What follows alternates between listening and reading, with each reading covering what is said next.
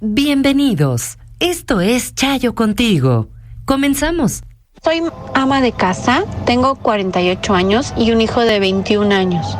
Y mi comunicación con ella es muy mala. Él solamente se comunica como monosílabo, a pesar de que es un chico muy bueno, tiene excelentes calificaciones, hace deporte, todo, pero mi comunicación con él es muy mala en la casa y yo lo he visto con amigos y es muy amiguero, pero en la casa no. ¿Qué puedo hacer yo? Mira, no es raro que de pronto los chicos presenten una actitud hacia los amigos y una actitud hacia el interior de las familias. Eso no necesariamente refleja una problemática. A veces lo que necesitamos es un poquito hacer un proceso de autoobservación. Es decir, ¿cómo tendemos nosotros a responder ante aquellos comportamientos que nuestros hijos presentan? ¿Y qué tipo de comportamientos presentan nuestros hijos con respecto a los amigos?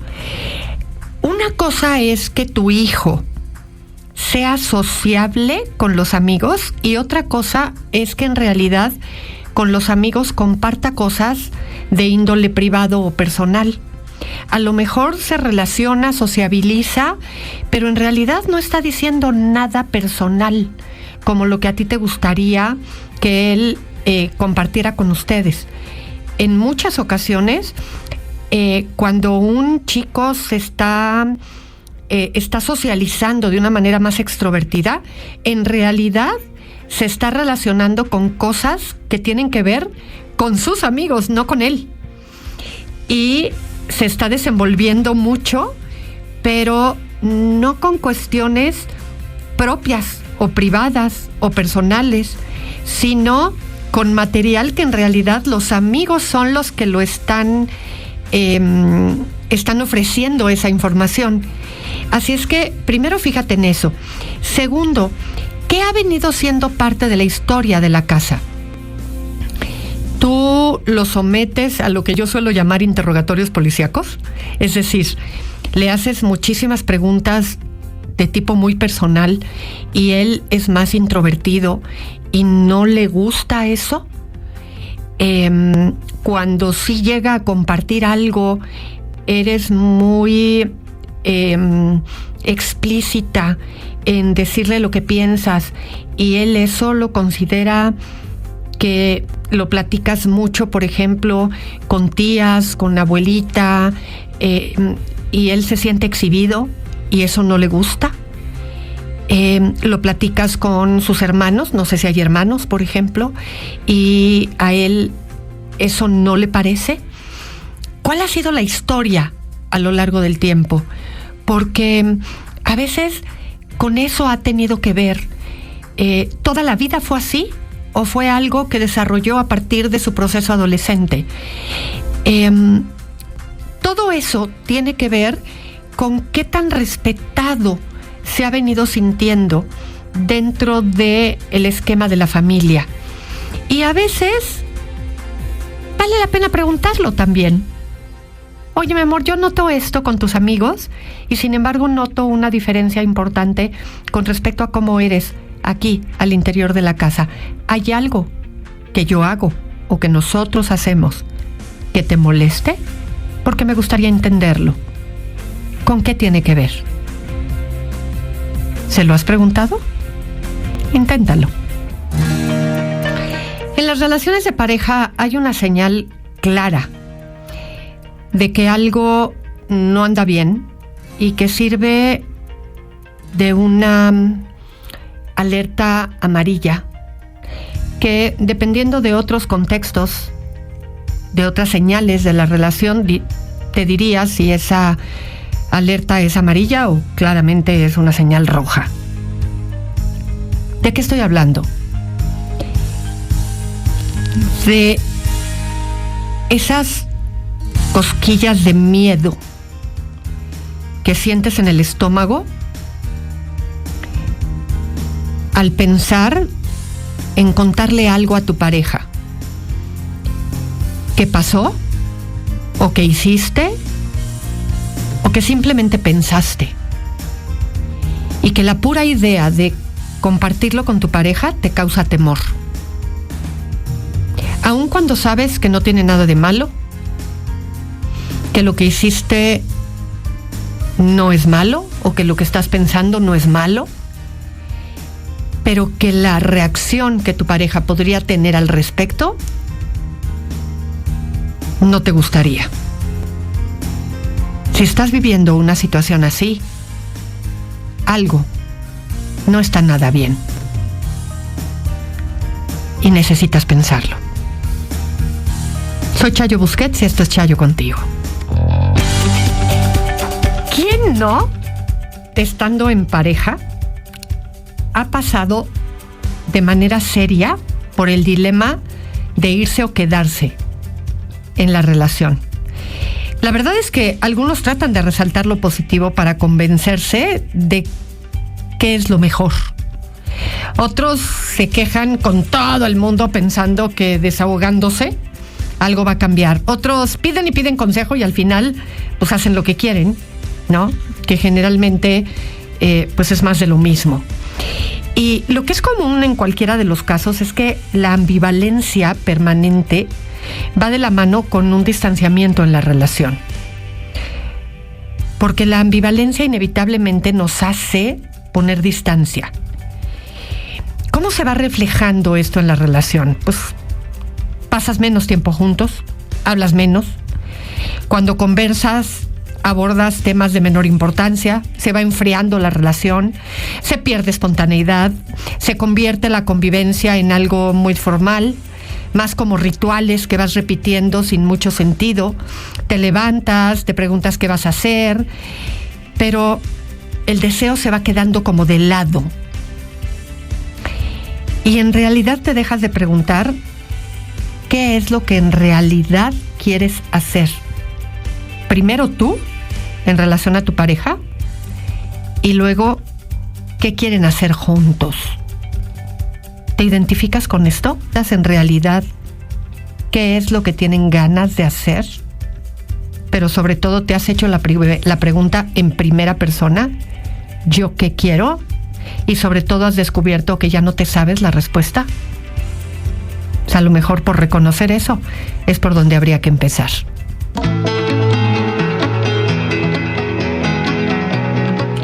Hace un ratito aquí en el programa estábamos escuchando esta canción de El primer día del resto de mi vida de La Oreja de Van Gogh. Y yo les preguntaba aquí en las redes sociales si este fuera el primer día del resto de tu vida, cosa que además, déjenme decirles, todos los días eso es, ¿no? El primer día del resto de nuestra vida. ¿Qué es lo que haríamos, ¿no? ¿Y qué pasaría si fuéramos conscientes de eso? De que cada día que vivimos es el resto. Es el primer día del resto de nuestra vida. Y esa conciencia constante de qué pasa conmigo y qué podría ser diferente, que las personas que han recibido por alguna circunstancia algún diagnóstico que pone su vida a temblar, porque podría ser una diferencia entre la vida y la muerte, ¿no? Un diagnóstico de cáncer, la incertidumbre de una enfermedad que podría poner la vida con los días contados y que viene y nos sacude, porque absurdamente creemos que tenemos bajo control nuestra existencia. De pronto viene a removernos y a decirnos, oye, esta creencia de que vamos a llegar todos a viejitos, ¿no? Es un absurdo. En cualquier momento todo puede cambiar. ¿Qué podríamos hacer distinto? ¿Cómo aprovecharíamos diferente la vida si llegara algo a tu conocimiento que cambiara por completo tu conciencia de lo que eres y de lo que tienes? ¿Qué harías distinto? ¿no? Alguien me dice aquí, tomar terapia para sanar y soltar muchas cosas, principalmente, y de ahí partir y ser feliz. A veces digo serlo, pero no trabajo en mí para ser yo misma, porque es difícil. Bueno, pues es una cuestión de decisión y de voluntad. Y hoy podría ser esa ocasión. Y es una cuestión solamente de definirlo. No tendría que pasar algo de afuera que venga y te lo diga. Tendría que ser algo que tú decides y defines ahorita, ¿no? ¿Qué sería eso? ¿Y cómo? Defínelo ahorita, en este instante. ¿Qué pasa cuando yo soy el hijo que no fui el consentido? ¿Y qué queda en el contexto a lo largo de la vida? ¿Cómo vengo arrastrando este tema? Hay un elemento ahí siempre en ese tenor, porque es siempre importante que a lo largo de la vida, si tú le preguntas a los papás, muchas veces los papás te van a decir: yo quise a todos igual, no tengo consentidos. Son muy pocos los papás que tienen el valor de decir, la verdad sí tuve al preferido. Pero si tú le preguntas a los hijos siempre van a saber decir quién fue el consentido de papá y quién fue el consentido de mamá, que no siempre es el mismo, el que es el consentido. El tema es cuando no haber sido el consentido genera daño o genera afectación en el hijo o en la hija. Y es cuando esta preferencia siempre dejó de lado al hijo que no lo fue, ¿no? Siempre en alguna medida se discriminó, porque no se tuvo preferencia, porque no se sintió el afecto, porque siempre se dejó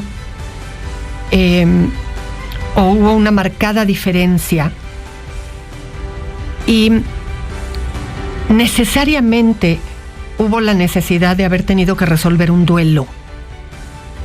Y si ese duelo no lo has resuelto, tienes que tener cuidado, porque el resentimiento puede hacerte repetir el patrón, a su vez, en tu propio proceso de paternidad o maternidad.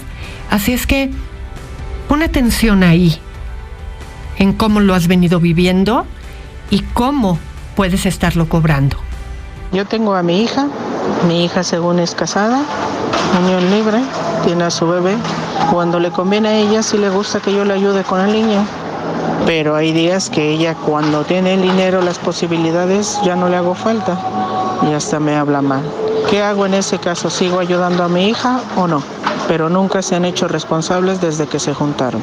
Qué complejo se vuelve esto, ¿no? Esta sensación de sí hay una nieta, hay una parte emocional implicada en esto, en donde, bueno, la nieta importa, pero por el otro lado hay este abuso, esta utilidad, aprovecharse de una circunstancia, y lo que eternamente aparece en estas situaciones, la necesidad de poner límites. Yo creo que no se necesita ser radicales. Creo que en esto siempre aplica la prudencia y la sensatez. Es decir, tú necesitas poner sobre la mesa de una forma clara qué necesitas tú, dónde están tus prioridades también, y sin la necesidad de leer la cartilla, ni de establecer, ni de lanzar la guerra de por medio. Simple y sencillamente, cuando las cosas no son pedidas ni de buena manera, ni con un buen trato, pues esta vez no puedo. Y cuando las cosas son pedidas de buena forma y tú estás en condiciones y en posibilidades de hacerlo, se puede. Ella, que seguramente no es tonta, irá descubriendo que si necesita, tendrá que aprender a tratarte con respeto. Y no necesitas hacer ni rompimientos absolutistas, ni radicales, ni definitorios, sino simple y sencillamente, en la misma medida en la que quieres un trato respetuoso hacia ti, hacer un trato respetuoso hacia ella.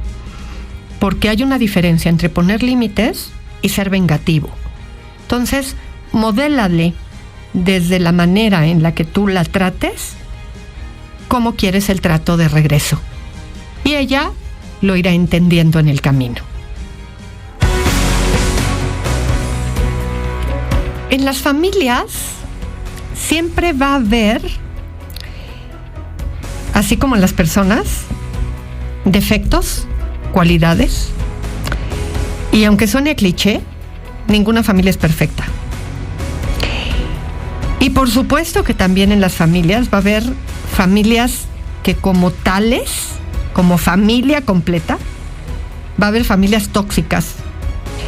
Y va a haber familias que van a funcionar de una manera bastante apropiada para algún miembro, pero que también le van a resultar disfuncionales a algún otro miembro, esa misma familia.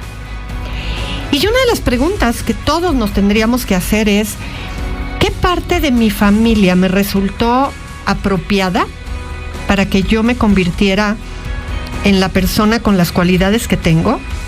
¿Y qué parte de mi familia resultó inadecuada para la parte compleja que hoy soy? Y no porque la quiera hacer responsable a mi familia de eso, sino porque su dinámica no me favoreció. En la medida en la que me hago consciente de eso, voy a poder responder mejor a las adversidades con las que hoy me presento. Y voy a poder superarme a mí misma o a mí mismo ante esas situaciones. Y no porque se las voy a ir a reclamar, sino porque voy a poder reconocer aquello en lo que soy vulnerable. ¿Tú lo tienes claro? Pregúntatelo.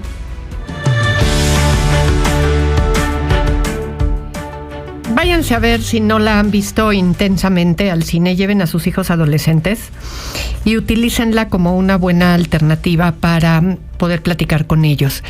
Yo les preguntaba en estos días cuál fue la emoción con la que más se identificaron, la que más espacio ocupa en sus vidas. Y sin duda alguna, una de las respuestas con las que me topé más y me inquietó es la ansiedad. Que si bien ahí descubrimos en la película que la ansiedad es necesaria en nuestras vidas, no en la frecuencia con la que ocupa espacio en nuestra existencia. Así es que si tienen chance, váyanla a ver, pero no se queden nada más con la película. Platiquen con sus hijos adolescentes, véanla ustedes, aunque no tengan hijos adolescentes, véanla y chequen qué pasa con ustedes y con las emociones, porque las emociones no nada más hay que conocerlas, hay que gestionarlas, hay que administrarlas, hay que saber cómo, así como el dinero hay que saberlo administrar, las emociones hay que saberlas administrar, y hay que saber cómo nos relacionamos con ellas. No nada más son cosas que nos pasan, es qué hacemos, cómo las gestionamos, cómo las administramos, cómo nos manejamos frente a ellas y por qué. Hay que conocerlas. Y hay que saber cómo y de qué manera las combinamos. Porque sí hay cosas que podemos hacer para que nuestra vida funcione de mejor manera. Y eso te da información acerca de ti mismo, acerca de ti misma. Así es que aprendamos a conocer las nuestras y las de nuestros hijos, porque nosotros les ayudamos a regularlas. Y bueno, hasta entonces, soy Chayo Busquets. Pásenla bien.